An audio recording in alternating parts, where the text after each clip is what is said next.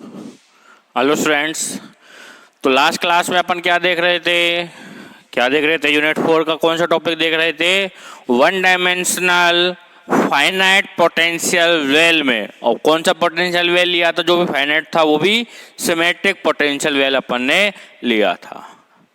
तो आज का जो टॉपिक है वो आपको सेकेंड ईयर से एक टॉपिक है हर्माइट डिफरेंशियल इक्वेशन या फिर स्पेशल फंक्शन। अगर आपने पढ़ा हो, यूनिट 4 थी, ये भी यूनिट 4 है तो वो भी यूनिट 4 थी। तो उसका थोड़ा बहुत अपने को आगे की जो यूनिट्स है, यूनिट 4 और यूनिट 5 में जो आपका स्पेशल फंक्शन है उसका थोड़ा काम आने वाला। जैसे लीजेंड्री इक्वेशन है उसका थोड़ा काम आएगा, हर्माइट डिफरेंशियल इक्वेशन है उसका थोड़ा काम आएगा।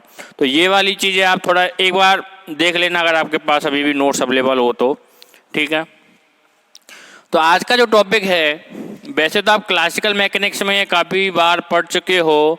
यहाँ पे है one dimensional simple harmonic oscillator. एक विमीय सरल आवर्ती दोलित्र या दोलक, ठीक है। ऑसिलेटर यानी दोलित्र या दोलक। तो एक विमीय सरल आवर्ती दोलक के बारे में अपने को क्या करनी है? चर्चा करनी है।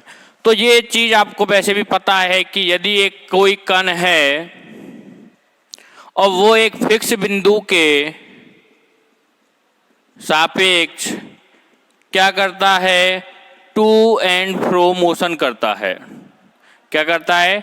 टू एंड फ्रो मोशन करता है, यानी कि इर्द गिर्द ऐसे क्या कर रहा है? वो ऐसे मोशन कर रहा है, ठीक है। तो इस प्रकार की जो गति है वो क्या होगी? आपकी सरल आवर्त गति, सिंपल हार्मोनिक मोशन। और जो कण है वो किसकी तरह बिहेव करेगा? सिंपल हार्मोनिक ऑसिलेटर की तरह, सिंपल हार्मोनिक ऑसिलेटर सरल आवर्ती दोलित्र की तरह। और जो ऐसी मोशन है वो क्या हो जाएगी? आपकी SHM सिंपल हार्मोनिक मोशन। तो टू एंड फ्रो मोशन करता है एक बिंदु के सापेक्ष। तो इस प्रकार की जो गति है वो क्या कहलाती है? आपकी सिंपल हार्मोनिक मोशन। कण होगा सिंपल हार्मोनिक ऑसिलेटर। तो ये जहां तक मैक्सिमम इधर की साइड और इधर की साइड पहुंचता है, यह क्या करेगा? यहाँ गया इसके बाद वापस आ जाएगा, यहाँ गया इसके बाद वापस आ जाएगा। तो ये जो है बिंदु, ये क्या डिनोट कर दिए मैंने, रिप्रेजेंट कर दिए +A और -A से। जहाँ A क्या कहलाता है? इस सरल आवर्ती दोलक का आयाम, maximum displacement of a simple harmonic oscillator is called the amplitude of that SHO और डेड पार्टिकल। तो इसका काइनेटिक एनर्जी भी आएगी अगर मोशन कर रहा है, यहां से चलेगा काइनेटिक एनर्जी यहां पे जाके रुक जाएगा, पोटेंशियल एनर्जी भी आएगी। तो दोनों जो मिक्स होगा वो काइनेटिक एनर्जी E क्या होगी? जो टोटल एनर्जी होगी वो kinetic energy plus potential energy दोनों के योग के बराबर होगी।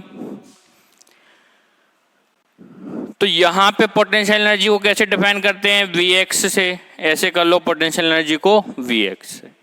तो जब मैं इसका डायग्राम बनाऊंगा तो आई होप ये आपको पता होगा कि इसमें Vx और x में कैसे बनता है वो पैराबोलिक। कैसा बनता है वो? पैराबोलिक। ये जो होगी वो +A है और ये जो होगी वो -A है, और जितनी ऊर्जा है वो E के बराबर है। वो इस प्रकार से क्या करेगा? गति करेगा। पोटेंशियल एनर्जी का मान बढ़ेगा जैसे जैसे यहाँ पे मैक्सिमम होगा, उसके बाद 0 होगा, 0 के बाद मैक्सिमम, मैक्सिमम के बाद 0, यहाँ से चलेगा मैक्सिमम 0, मैक्सिमम 0, मैक्सिमम 0, ऐसे ये क्या करेगा? होता रहेगा। अच्छा, इस कण पे जैसे ये इधर जाएगा, अपन जानते हैं Vx क्या होता है? इंटीग्रेशन ऑफ F.dx माइनस में।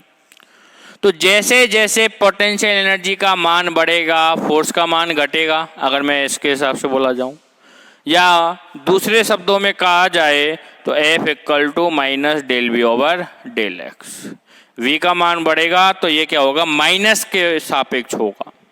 इसको लिखते हैं F इक्वल टू माइनस के एक्स। मतलब आपने एक रिस्टोरिंग फोर्स पढ़ा होगा, प्रत्यानयन बल पढ़ा होगा स्प्रिंग में, उसी प्रकार इसमें बल लगता है कि जैसे जैसे कण गति करेगा तो उस पर लगने वाला जो बल है उसकी गति के क्या लगता है, विपरीत दिशा में लगता है। ये माइनस क्या बता रहा है कि जिस दिशा में ये कण है जो मोशन कर रहा है उसके क्या है, विपरीत दिशा में, अपोजिट डायरेक्शन में इस कण पे क्या लग रहा है, फोर्स लग रहा है। के क्या है यहाँ पे, के आपका कांस्टेंट है, जिसको रिस्टोरिंग कांस्टेंट भी या फोर्स कांस्टेंट भी बोला जाता है। के को क्या बोला जाता है, रिस्टोरिंग कांस्टेंट, जैसे स्प्रिंग की बात करें तो, और यहाँ पे मैंने बोल दिया इसको फोर्स कांस्टेंट। तो F इक्वल टू क्या होता है, माइनस के एक्स के बराबर। और एक होता है कि ये कण है जितनी बार में पर सेकंड जितनी बार ये मोशन करेगा इसकी आवृत्ति हो जाएगी। तो जो ओमेगा का जो वैल्यू रहता है वो रहता है रूट के अपॉन एम। ये चीज आप वैसे भी पढ़ चुके हो 11th, 12th, first year, second year, third year में आके अब चीज बतानी पड़ रही है। बताओ तो ओमेगा इक्वल टू क्या आ जाएगा, रूट के अपॉन एम। आवृत्ति इक्वल टू रूट ऑफ बल नियतांक अपॉन इस कण का कुछ ना कुछ तो द्रव्यमान होगा, तो वो मान लिया मैंने एम। तो यहां से ओमेगा स्क्वायर क्या होगा आपका, के अपॉन एम, और के इक्वल टू क्या होगा आपका एम ओमेगा स्क्वायर। और एफ इक्वल टू क्या होता है आपका minus del V over del X, और यहाँ पे कितना है माइनस के एक्स, ये बराबर लिखेंगे तो ये होता है F equal to K X minus K. ठीक है, तो यहां से देखेंगे तो del V over del X equal to K X, del V equal to K X D X, V equal to K X square by 2। ये तो आप सिंपल जानते हो कैसे कैलकुलेट करते हैं। तो वी एक्स क्या आता है आपका हाफ के एक्स स्क्वायर, किस केस में, सिंपल हार्मोनिक मोशन में। और के की वैल्यू कितनी है, के की वैल्यू है एम ओमेगा स्क्वायर। तो जो काइनेटिक जो पोटेंशियल एनर्जी है इस वाले सिंपल हार्मोनिक ऑसिलेटर में, सरल आवर्ती दोलक में किसी कण की जो एनर्जी है वो क्या होती है, half M omega square X square. तो ये क्या है आपको Vx यानी पोटेंशियल एनर्जी का मान है सिंपल हार्मोनिक ऑसिलेटर में।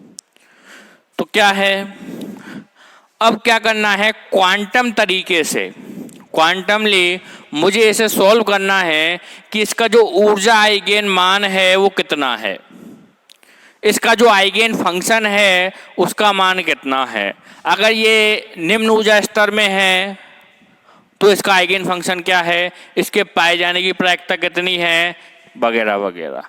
फर्स्ट एक्साइटेड स्टेट में है तो क्या है, सेकंड में है तो कैसे बिहेव कर रहा है, थर्ड में है तो कैसे बिहेव कर रहा है, इस प्रकार से क्या करेगा ये करता जाएगा। तो इसमें मैं पहले बता देता हूँ, वीडियो को अभी पॉज कीजिए और हर्माइट डिफरेंशियल इक्वेशन थोड़ा सा पढ़ लीजिए, बस हल्का सा, उसकी स्टार्टिंग की इक्वेशन देख लीजिए, बस इससे ज़्यादा कुछ नहीं करना है। और जो जनरेटिंग फंक्शन आता है e की power minus Y square by 2 HNY, वो भी देख लीजिएगा हल्का सा। ठीक है, तो इस वाले जो सिंपल हार्मोनिक जो मोशन हो रही है उस वाले कण के लिए अगर मैं श्रोडिंगर समीकरण लिखना चाहूं, क्या लिखना चाहूं, श्रोडिंगर समीकरण। श्रोडिंगर इक्वेशन क्या होती है, minus H cut square upon 2m d2 psi over dx2 plus V psi equal to E psi. Clear, यहां से अगर मैं लिखूं तो d2 psi over dx2 plus 2m over H cut square E minus V X psi equal to 0। ये v इसको लिख लो we X Sai. ये तो हर बार करते आए अपन इस प्रकार से, ई को साथ मल्टीप्लाई किया वगैरह, इस ई को इधर लेके आ गए तो इधर आ गया। ठीक है, तो ये है आपकी जो इक्वेशन नंबर जो सेकंड रो में लिख रही है वो क्या है आपकी श्रोडिंगर समीकरण है। तो यहां से Vx का वैल्यू कितना है, half M omega square X square, तो इसको यहाँ पे पुट कर दूं ठीक है, तो क्या बनेगा ये d2 psi over dx2 plus 2m over H cut square E minus half m omega square X square psi equal to 0। यहाँ तक की बात समझ में आई? तो ये है आपकी समीकरण नंबर 1। Vx का वैल्यू पुट कर दिया तो ये आ गया। अब क्या है देखना, d2 psi over dx2 plus 2m over H cut square minus 2m का इसके अंदर करोगे एक्स स्क्वायर में टर्म आएगी, साई आएगी। तो ये क्वेश्चन क्या है, कॉम्प्लिकेटेड हो गई थोड़ी, लग रहा है आपको भी। कैसे सॉल्व करोगे आप, कैसे कांस्टेंट की वैल्यू रखोगे अगर ये 0 होता, क्योंकि इसका मान तो x पे डिपेंड कर रहा है। Vx का कांस्टेंट तो है नहीं, जैसे अपन 1 डायमेंशनल 2 डायमेंशनल पोटेंशियल में लेते थे कि Vx जो है वो V0 है किसी रीजन में, अन्यथा 0 है या इन्फाइनाइट है तो समीकरण एग्जिस्ट नहीं करती थी वगैरह वगैरह। अब यहाँ पे तो लेकिन x पे डिपेंड कर रहा है और x का मान लगातार चेंज हो रहा है, क्योंकि प्लस a तक जा रहा है वो माइनस a तक जा रहा है। समझ में आ रहा है? तो x इक्वल टू क्या हो रहा है, प्लस माइनस a तक जा रहा है, तो लगातार वैल्यू क्या हो रही है, चेंज हो रही है। तो फिर ये तो अपने पास थोड़ी दिक्कत आ गई। तो क्या कर रहे हैं अपन, इसको अपन सॉल्व करने के लिए कुछ अजम्पशन मान रहे हैं। ठीक है, तो सबसे पहला अजम्पशन है, माना y equal to alpha x.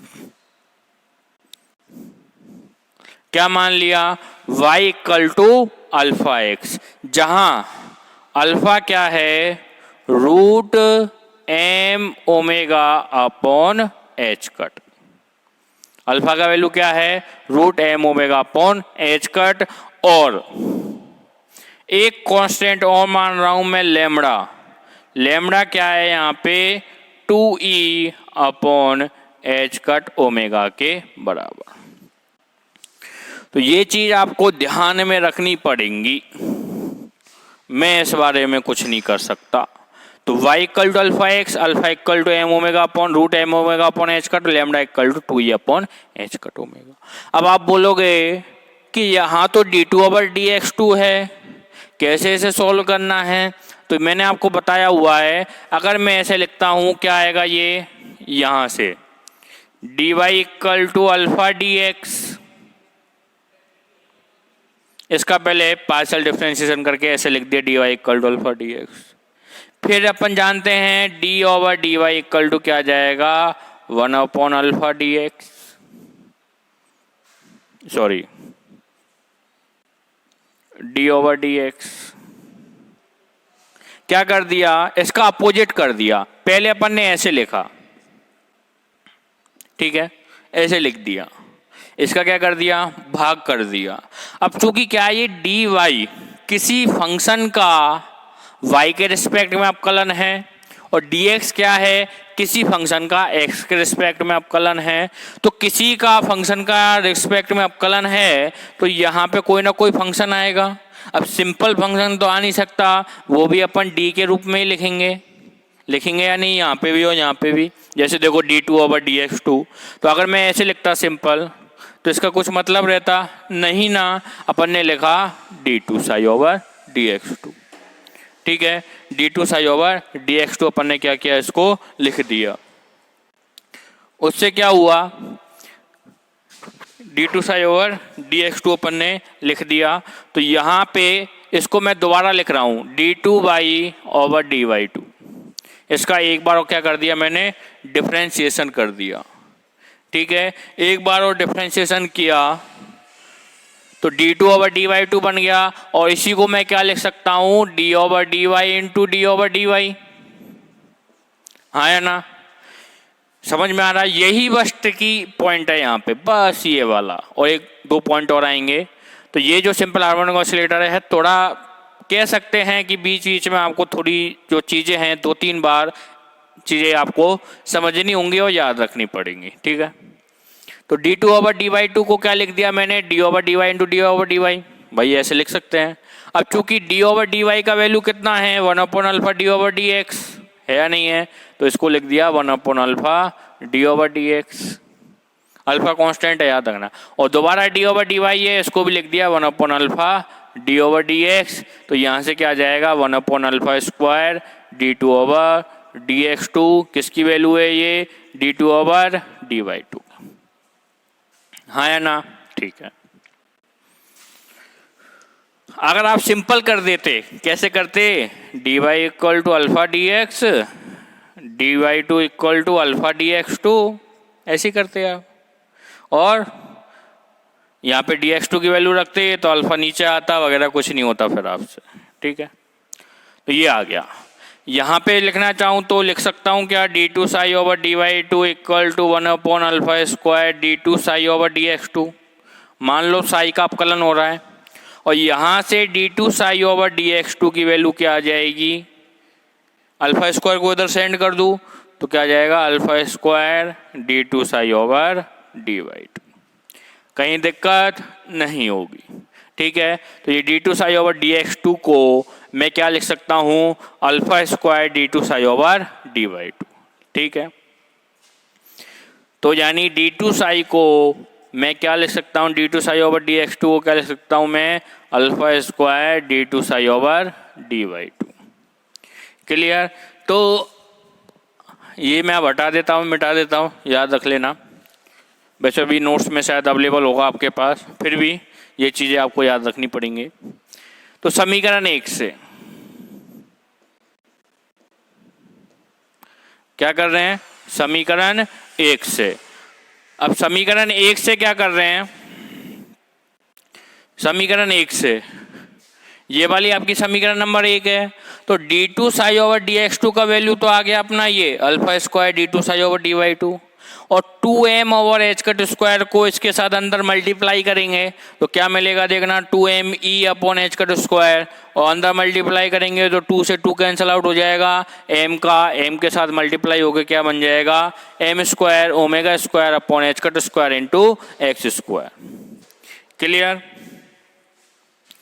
देखो D two psi over D X two को तो अभी मैं एज इट इज रहने दे रहा हूँ, कोई दिक्कत नहीं है, अभी मैंने कुछ भी चेंज नहीं किया है। इसमें देखो 2m over H cut square का मैं अंदर मल्टीप्लाई कर रहा हूँ तो क्या आ जाएगा 2m ई over H cut square minus 2m over H cut square को दोबारा अंदर मल्टीप्लाई किया, लेकिन माइनस में है तो माइनस आ गया, 2 से 2 कैंसिल आउट हो जाएगा, m का m के साथ मल्टीप्लाई होके m स्क्वायर हो जाएगा, omega square X square upon H cut square, क्या बन जाएगा ये m square omega square upon H cut square into X square, और साई तो यहाँ पे है ही है इक्वल टू 0, ये साई तो है ही है, ठीक है। अब देखो alpha equal to M omega upon H cut है रूट में, तो अल्फा स्क्वायर क्या बन जाएगा, M omega upon H cut, होगा नहीं होगा, ठीक है। लैम्डा का वैल्यू क्या है 2e upon H cut omega, ठीक है। तो यहां देखना 2e को क्या लिख सकता हूं मैं, lambda H cut omega, simplify कर रहा हूं बस, आपको कोई दिक्कत नहीं है। 2e को क्या लिख सकता हूं मैं, lambda H cut omega, 2e को lambda H cut omega. M square omega square H cut square को क्या लिख सकता हूं मैं, ये अल्फा रूट में है, alpha square equal to M omega upon H cut है, वहां पे इसका भी स्क्वायर है, क्या है, इसका भी स्क्वायर, तो ये अल्फा की पावर 4 हो गया। देखो D two psi over D X two को तो लिख दिया मैंने ये alpha square D two psi over D Y two plus 2m over H cut square, तो 2e का वैल्यू लिख दिया मैंने लैम्डा एच कट ओमेगा, तो m पहले से ही है lambda H cut omega upon H cut square minus, इसको लिख दिया मैंने अल्फा की पावर 4 एक्स स्क्वायर है ही है साई इक्वल टू 0, और एक्स स्क्वायर को भी क्या लिख देंगे अपन, अल्फा स्क्वायर, एक्स स्क्वायर को भी क्या लिख देंगे अपन, यहां देखना Y square equal to alpha square X square आ जाएगा, तो एक्स स्क्वायर का वैल्यू क्या आ जाएगा, Y square upon alpha square. Clear. अब देखना एक एच कट से एक एच कट गया, क्लियर। और यहाँ देखना M omega upon H cut, इसको क्या लिख सकता हूँ मैं, M omega lambda upon H cut. और M omega upon H cut की वैल्यू कितनी है, अल्फा स्क्वायर। तो ये क्या बनेगा, अल्फा स्क्वायर पहले से ही है D two psi over D by two plus M omega upon H cut को लिख दिया मैंने alpha square lambda minus alpha square से अल्फा की पावर 4 गया alpha square Y square psi equal to 0। अब यहाँ देखना अल्फा स्क्वायर कांस्टेंट है, अल्फा स्क्वायर कांस्टेंट है, अल्फा स्क्वायर कांस्टेंट है, यहाँ पे भी है, यहाँ पे भी है, यहाँ पे भी है। तो तीनों जगह से क्या आ जाएगा, कॉमन आ जाएगा। तो इसको क्या लिख सकता हूँ मैं, alpha square D two psi over D Y two plus lambda minus Y square psi equal to 0। अब चूंकि अल्फा का वैल्यू कितना है, M omega upon H cut, तो मास 0 हो नहीं सकता, आवृत्ति 0 हो नहीं सकती, क्योंकि कुछ ना कुछ तो कंपन करेगा। अब कंपन ही नहीं कर रहा है यानी टू एंड फ्रो मोशन नहीं कर रहा है, तो आवृत्ति नहीं आएगी, और आवृत्ति नहीं आएगी तो फिर कोई मतलब ही नहीं है इसका। अगर मोशन ही नहीं कर रहा है तो सिंपल हार्मोनिक मोशन होगी कहाँ से, ठीक है। तो चूंकि अल्फा नॉट इक्वल टू 0 है यहाँ पे, तो अल्फा नॉट इक्वल टू 0 है तो ये वाला पार्ट अपने आप 0 हो जाएगा। अतः क्या हो जाएगा, अतः D two psi over D Y two plus lambda minus Y square psi equal to 0। ये समीकरण है आपकी समीकरण नंबर 2। तो समीकरण 2 तक अगर आपको समझ में आ गया है तो आगे आपको कोई भी दिक्कत नहीं आएगी। अब देखना ये जो समीकरण 2 है इसमें जो वेव फंक्शन आ रहा है साई, इसकी कुछ विशेषताएं हैं। वैसे तो सब विशेषता आपको पता है, साई है आइगेन फंक्शन है, श्रोडिंगर समीकरण में अगर साई है तो उसकी सेम होगी कि जो तरंग फलन आया है साई यहाँ पे वो परिसीमा और सातत्य प्रतिबंध को क्या करेगा, संतुष्ट करेगा। ये तो पता है भाई साहब, परिसीमा व सातत्य प्रतिबंध को संतुष्ट करेगा या करता है, ऑब्वियसली वी नो। और ये क्या करेगा, ये सदैव एकमानी सतत और परिमित होगा, एकमानी सतत व परिमित होगा, ये भी मुझे पता है, आपको भी पता है।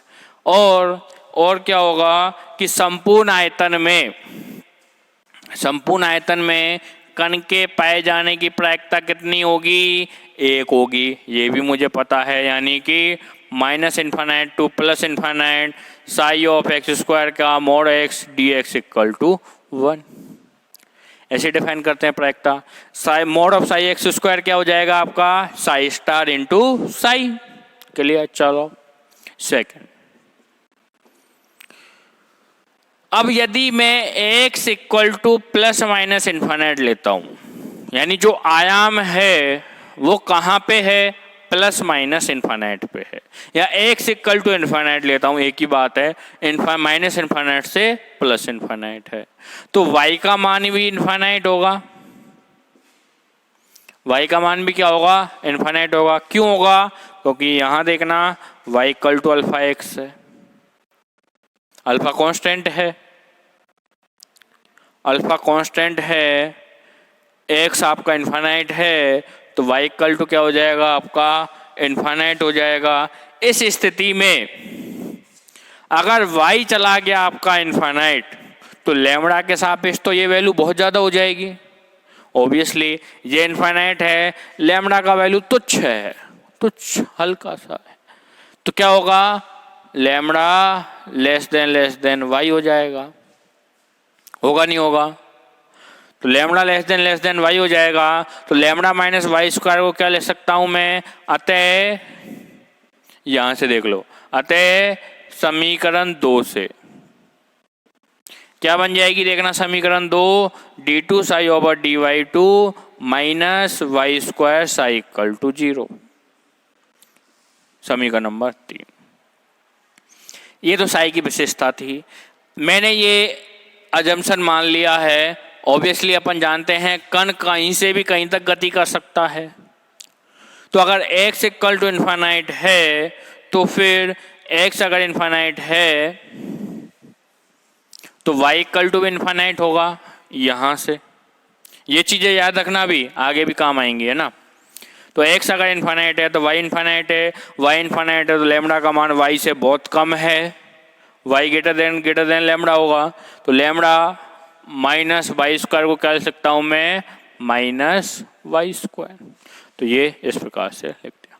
अब चूंकि जो समीकरण 3 है अब आपको काम आने वाली है, वो समीकरण 3 है एक हर्माइट अवकल समीकरण को संतुष्ट करती है। कैसे संतुष्ट करेगी कि ये जो समीकरण है इसका जो सॉल्यूशन आएगा, जो मैं अभी लिखने वाला हूं, y इक्वल टू ई की power minus Y square by 2 H Y, जहां एच वाई क्या है, हर्माइट पॉलिनोमियल है। अब पता लगेगा आपने कितना पढ़ा है सेकेंड ईयर का स्पेशल फंक्शन, और आई होप आप मेरे से ही पढ़े हो शायद। तो अपन ने मेन 2 चीज़ों पे फोकस किया था, 4 डेरिवेशन थे, लेजेंड्रे, लाग्रे, हर्माइट और एक बेसल। तो मैंने क्या बताया था, हर्माइट का बताया था मैंने, हाँ, हर्माइट और लेजेंड्रे का।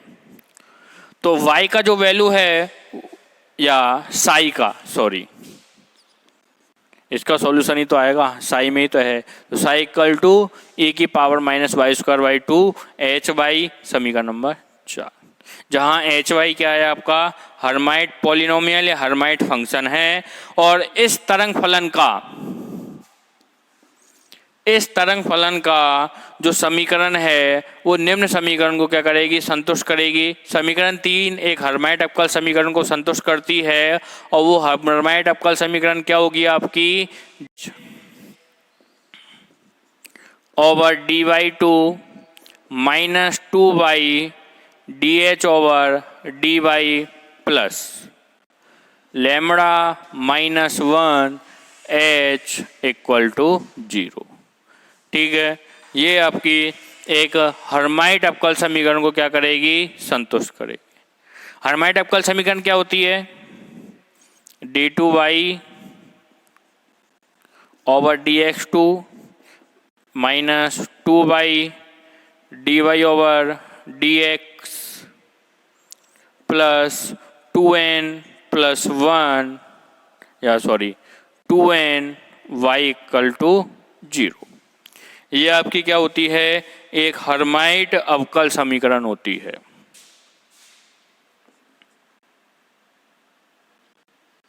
ऐसे लिख लो चाहे तो, y को यहां से रिप्लेस कर दो s से। तो ये आपकी एक तरह से हर्माइट अवकल समीकरण है, चाहे तो आप अपने सेकेंड ईयर के नोट्स या बुक में देख सकते हो। तो ये इस प्रकार की एक हर्माइट अवकल समीकरण है, हर्माइट फलन है यहाँ पे एच वाई। तो इसको क्या करेगी, वो संतुष्ट करेगी। ये समीकरण नंबर 6 है। तो 3 एक हर्माइट अवकल समीकरण को संतुष्ट करेगी, ये वाली अपन जानते हैं ये एक हर्माइट अवकल समीकरण है। ठीक है, जहां साई का जो सॉल्यूशन होगा वो इस प्रकार से होगा। एच वाई क्या है, हर्माइट पॉलिनोमियल बोल लो या हर्माइट फंक्शन बोल लो। तो जब दोनों की मैं तुलना करूंगा, क्या करूंगा मैं, दोनों की जब तुलना करूंगा, समीकरण ये एक्चुअल हर्माइट समीकरण है और ये यहाँ से डिराइव हुई है। ये क्या हुई है, यहाँ से डिराइव हुई है। ठीक है, तो समीकरण 5 तथा 6 की तुलना करने पर देखो ये सेम है, ये सेम है, h सेम है, क्या आ जाएगा, lambda minus 1 equal to 2n या lambda equal to 2n plus 1, जहां n क्या है 0 1 2 सो ऑन। क्लियर। तो ये चीजें आपको ध्यान में रखनी है। यहां से अब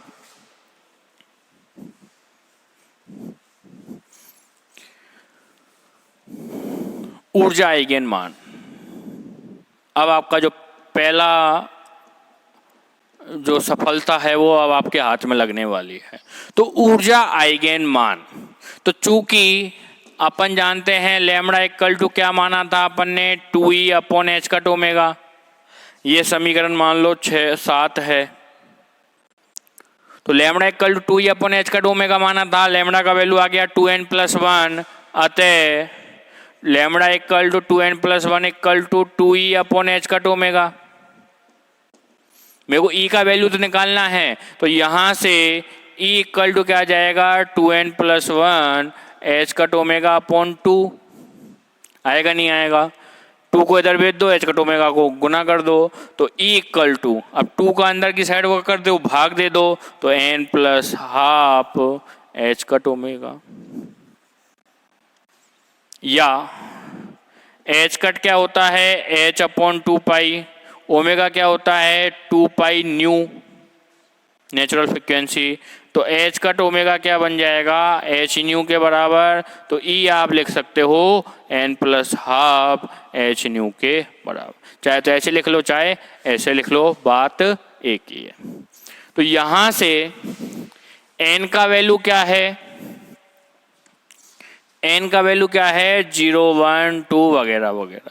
तो अगर मैं ग्राउंड स्टेट की एनर्जी निकालना चाहूं, निम्न ऊर्जा स्तर की, किसकी, ग्राउंड स्टेट की एनर्जी, तो n इक्वल टू कितना आ जाएगा 0, और n इक्वल टू 0 पर e का वैल्यू कितना आएगा, e equal to half H cut omega, n equal to 1 पर e equal to 3/2 H cut omega, ये कौन सी हो जाएगी प्रथम उत्तेजित अवस्था, फर्स्ट एक्साइटेड स्टेट। इसी प्रकार n इक्वल टू 2 पर e equal to 5/2 H cut omega, second excited state. तो ये आपका ऊर्जा आइगन मान है, ठीक है। तो ये अपने ऊर्जा आइगन मान निकाल लिया, एक सॉल्यूशन हो गया एक तरह से, तो इसका ऊर्जा आइगन मान ये है, ठीक है। समझने में कोई दिक्कत नहीं आई होगी आई होप। तो नेक्स्ट क्लास में अपन इसका ऊर्जा या आइगन फलन के बारे में अपन चर्चा करेंगे। तब तक के लिए धन्यवाद।